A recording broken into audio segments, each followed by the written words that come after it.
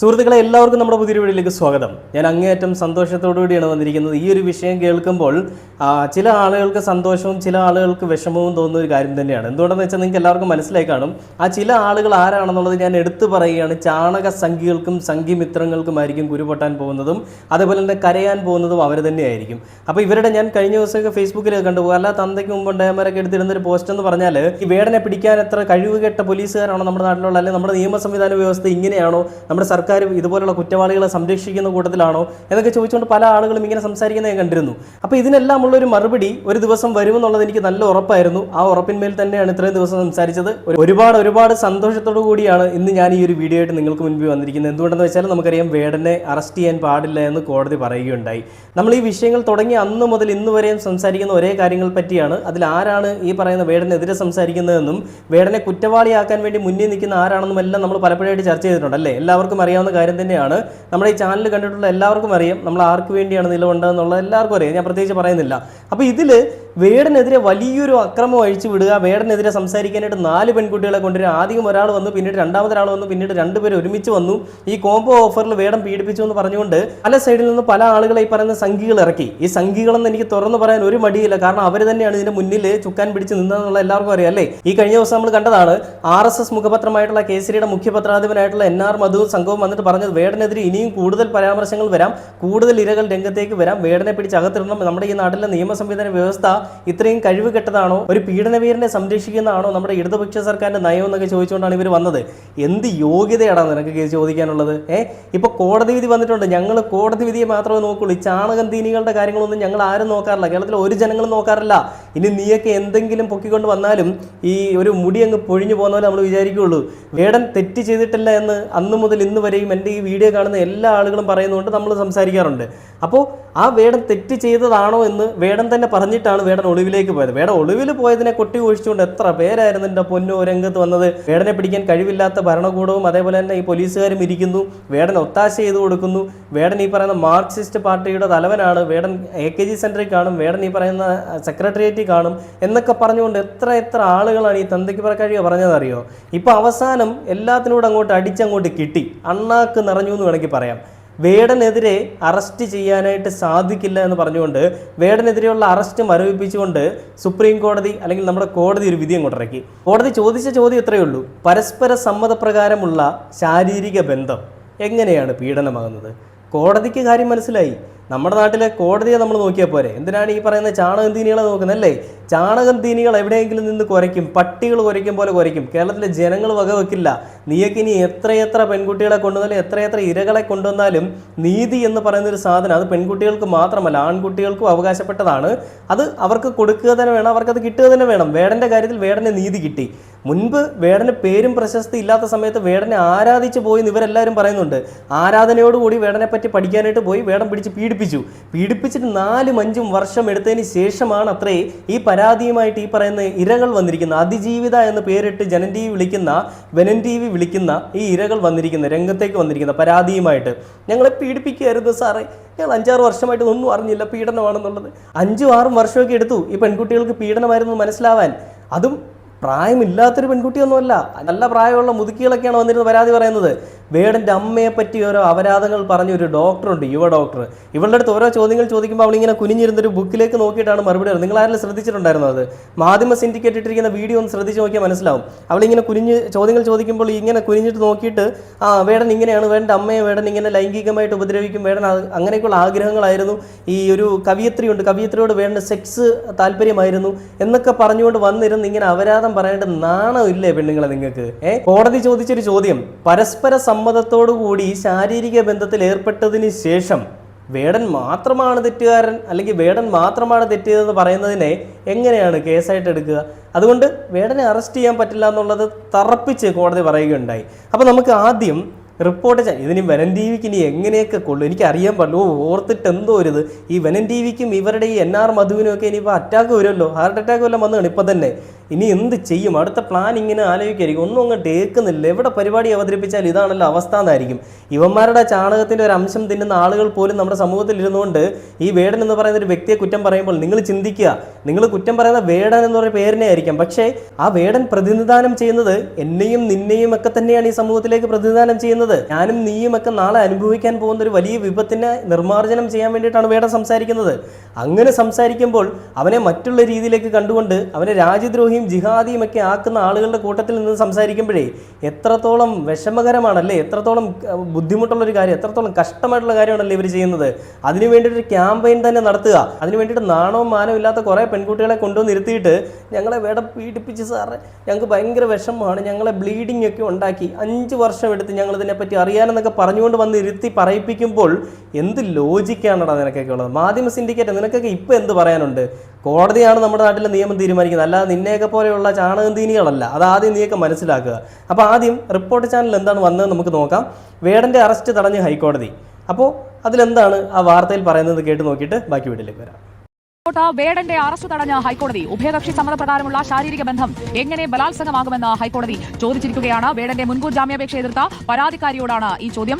Police register ചെയ്ത കേസിലാണ് വേടന്റെ അറസ്റ്റ് ഹൈക്കോടതി തടഞ്ഞത്. അല്പസമയം മുമ്പാണ് ഇത് സംബന്ധിച്ച് ഇടക്കാല ഉത്തരവ് ഹൈക്കോടതി വ്യക്തമാക്കുകയും ചെയ്തത്. ജസ്റ്റിസ് ബെച്ചുകുര്യൻ തോമസ് അധ്യക്ഷനായ സിംഗിൾ ബെഞ്ചിന്റേതാണ് നടപടി. നേരത്തെ തൃക്കാക്കര പോലീസ് രജിസ്റ്റർ ചെയ്ത കേസിൽ ഇന്ത്യൻ ശിക്ഷാ നിയമം അനുസരിച്ച് 376 വകുപ്പ് അനുസരിച്ച് ബലാത്സംഗ കുറ്റമാണ് വേടനെതിരെ ചുമത്തിയിരുന്നത്. ഈ കേസിലാണ് കോടതി അടുത്ത തവണ മറ്റൊരു ഉത്തരവുണ്ടാകുന്നവരെ അല്ലെങ്കിൽ അടുത്ത തവണ കേസ് പരിഗണിക്കുന്നവരെ വേടനെ അറസ്റ്റ് ചെയ്യരുത് എന്ന് വ്യക്തമാക്കുകയും ചെയ്തത്. ഇതിൽ ഹൈക്കോടതി ഇന്ന് ഈ മുൻകൂർ ജാമ്യാപേക്ഷ പരിഗണിക്കുമ്പോൾ കേട്ടത് വാദം കേട്ടത് പരാതിക്കാരിയുടെ വാദങ്ങളാണ്. ആ പരാതിക്കാരിയുടെ വാദങ്ങൾ കേൾക്കുമ്പോൾ പരാതിക്കാരിയോട് ഹൈക്കോടതി സിംഗിൾ ബെഞ്ച് ചോദിച്ച ചോദ്യങ്ങൾ ഇവയാണ്. ഉഭയകക്ഷി സമ്മതപ്രകാരമുള്ള ശാരീരിക ബന്ധം എങ്ങനെ ബലാത്സംഗമാകും എന്ന കാര്യം ഹൈക്കോടതി ചോദിക്കുന്നു. വേടന്റെ മുൻകൂർ ജാമ്യാപേക്ഷ എതിർത്ത പരാതിക്കാരിയോടാണ് ഈ രീതിയിലുള്ള ഒരു ചോദ്യം ഹൈക്കോടതിയിൽ നിന്നുണ്ടാകുന്നത്. ബന്ധത്തിൽ വിള്ളലുണ്ടാകുമ്പോഴൊക്കെ ബലാത്സംഗമായി കണക്കാക്കാനാകില്ല എന്നുകൂടി ഹൈക്കോടതി വ്യക്തമാക്കുന്നുണ്ട്. തെളിവുകൾ പരിഗണിച്ച് മാത്രമേ തീരുമാനമെടുക്കാനാകൂ എന്നും കോടതി വ്യക്തമാക്കുകയാണ്. പരാതിക്കാരിയുടെ വാദത്തിനിടെ വ്യക്തമാക്കുകയാണ് ചെയ്തത്. വേടൻ വലിയ ഇൻഫ്ലുവൻസർ ആണ് എന്ന കാര്യം പരാതിക്കാരി വാദമായി ഉന്നയിച്ചു. വേടൻ ഇൻഫ്ലുവൻസർ ആണോ അല്ലയോ എന്നതല്ല, വ്യക്തി എന്നതാണ് കോടതിക്ക് മുന്നിലുള്ള പ്രശ്നമെന്നും ഹൈക്കോടതി നിരീക്ഷിക്കുന്നുണ്ട്. വേടന്റെ മറ്റു കാലത്ത് നേരത്തെയുള്ള വേടനെതിരെ നിരവധിയായ ആരോപണങ്ങൾ ഉയർന്നിട്ടുണ്ട് എന്ന കാര്യവും അതിൽ വേടൻ പരസ്യമായി മീറ്റു ആരോപണങ്ങൾ ഉയർന്നതിൽ പരസ്യമായി സാമൂഹ്യ മാധ്യമങ്ങളിലൂടെ ക്ഷമ ചോദിച്ചിട്ടുണ്ടെന്ന കാര്യവും കൂടി പരാതിക്കാരി ഹൈക്കോടതിയുടെ ശ്രദ്ധയിൽപ്പെടുത്തുന്നുണ്ട്. അതിലാണ് വേടനെതിരെ നിരവധിയായ മീറ്റു ആരോപണങ്ങൾ ഉണ്ടായെന്ന് പരാതിക്കാരി ഹൈക്കോടതിയിൽ പറയുന്നത്. ആ സമയത്ത് സമൂഹ മാധ്യമത്തിൽ വേടൻ ക്ഷമാപണം നടത്തിയെന്ന് കൂടി പരാതിക്കാരി കോടതി അറിയിക്കുകയും ചെയ്തു. സാമൂഹ്യ മാധ്യമങ്ങളിലൂടെ ലഭിച്ച വിവരത്തിന്റെ അടിസ്ഥാനത്തിലാണ് പരാതിക്കാരിയുടെ വാദം എന്നായിരുന്നു ആ ഘട്ടത്തിൽ ഹൈക്കോടതിയുടെ നിരീക്ഷണം. ഇത്തരം സാമൂഹ്യ മാധ്യമങ്ങളിലൂടെ ലഭിച്ച വിവരങ്ങളുടെ അടിസ്ഥാനത്തിൽ മാത്രം ഹൈക്കോടതിക്ക് തീരുമാനമെടുക്കാനാകില്ല എന്നുകൂടി ജസ്റ്റിസ് ബെച്ചുകുര്യൻ തോമസ് അധ്യക്ഷനായ സിംഗിൾ ബെഞ്ച് വ്യക്തമാക്കുകയും ചെയ്തിട്ടുണ്ട്. ഇൻഫ്ലുവൻസർ ആണോ അല്ലയോ എന്നതല്ല കോടതിക്ക് മുന്നിലുള്ള പ്രശ്നം. ഒരു വ്യക്തി ഒരു കുറ്റകൃത്യത്തിൽ പ്രതിയാണെങ്കിൽ അത് വ്യക്തി എന്ന നിലയിലാണ് കോടതിയുടെ മുന്നിലുള്ള പ്രശ്നം. എല്ലാവരും അമർ ചിത്രകഥ വായിച്ചാണ് കുട്ടിക്കാലത്ത് വളർന്നു വന്നത്. അവർക്കെല്ലാം രാമായണവും മഹാഭാരതവും ഉൾപ്പെടെയുള്ള പുരാണ കഥകൾ നന്നായി അറിയാം എന്ന കാര്യവും കൂടി ഹൈക്കോടതി വിമർശനമായി തന്നെ ഒരു ഘട്ടത്തിൽ നിരീക്ഷിക്കുകയും ചെയ്തു, പറയുകയും ചെയ്തു. എന്തായാലും വേടനെ സംബന്ധിച്ച് ആശ്വാസകരമാകുന്ന നിലപാടാണ്. എന്റെ ജീവിതത്തിൽ ഒരു വാർത്ത കണ്ടിട്ട് ഇത്രയും രോമാഞ്ചം ഉണ്ടായിട്ടുള്ളത് എനിക്ക് ആദ്യമായിട്ട് വേടന്റെ വിഷയത്തിൽ മാത്രമാണ്. നിങ്ങൾക്കും അത് തന്നെയായിരിക്കും. കോടതി പറഞ്ഞത് ആ വ്യക്തി എന്താണ് എന്നുള്ളതിലല്ല, ആ ഒരു മനുഷ്യൻ എന്താണ് എന്നുള്ളതിലാണ് ഇവിടെ പ്രധാനം.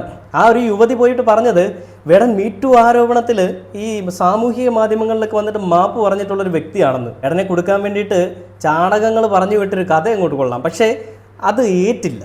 അത് അടിക്കേണ്ട സ്ഥലം മാറിപ്പോയി. ഇത് കോടതിയാണ് മോളെ.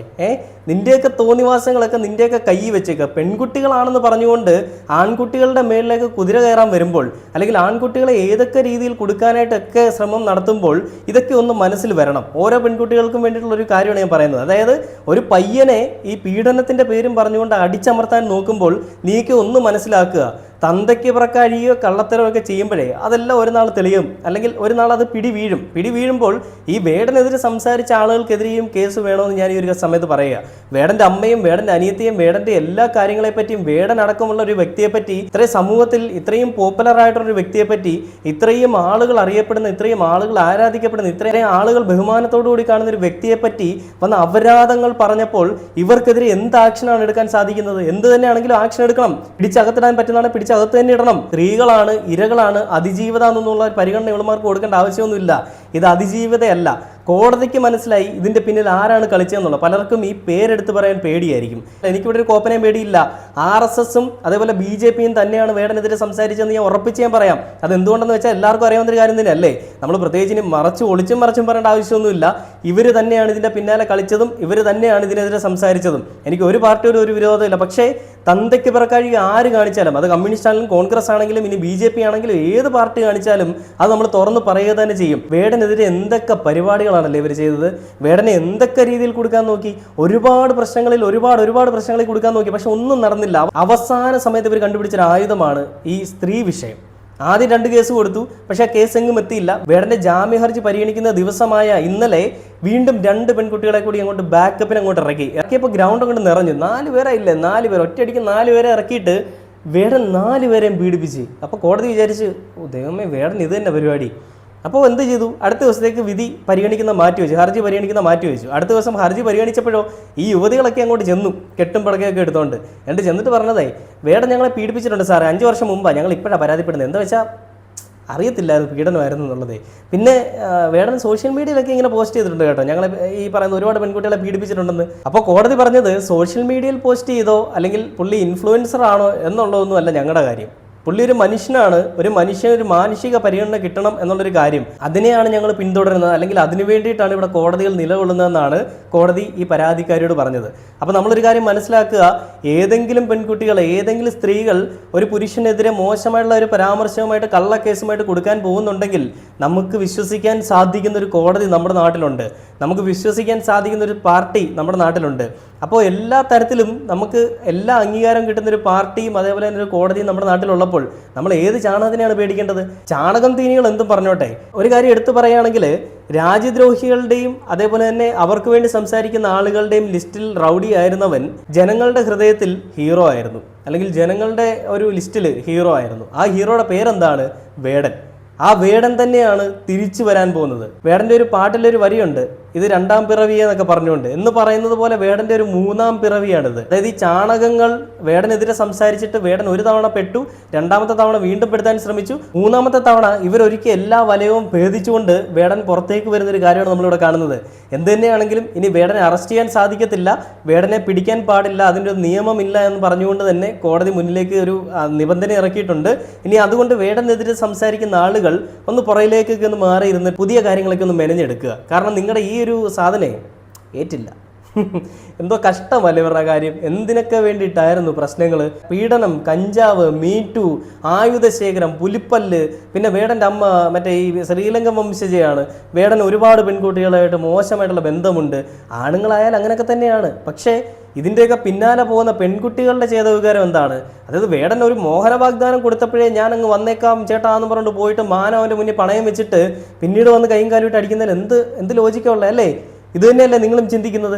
ഞാനും ചിന്തിക്കുന്നത് അത് തന്നെയാണ്. അതായത് ഒരു പയ്യൻ എന്തെങ്കിലും പറഞ്ഞതിൻ്റെ പേരിൽ ആ പയ്യൻ്റെ പിന്നാലെ പോകുന്നത്, അങ്ങനത്തെ ഒരു മോശപ്പെട്ട സ്ത്രീകളല്ല നമ്മുടെ സമൂഹത്തിലുള്ളതെന്നാണ് ഞാൻ വിശ്വസിക്കുന്നത്. അതായത് കുടുംബത്തിൽ പിറന്ന പെൺകുട്ടികൾ ഇങ്ങനെ പോവില്ല എന്നാണ് എൻ്റെ ഒരു വിശ്വാസം.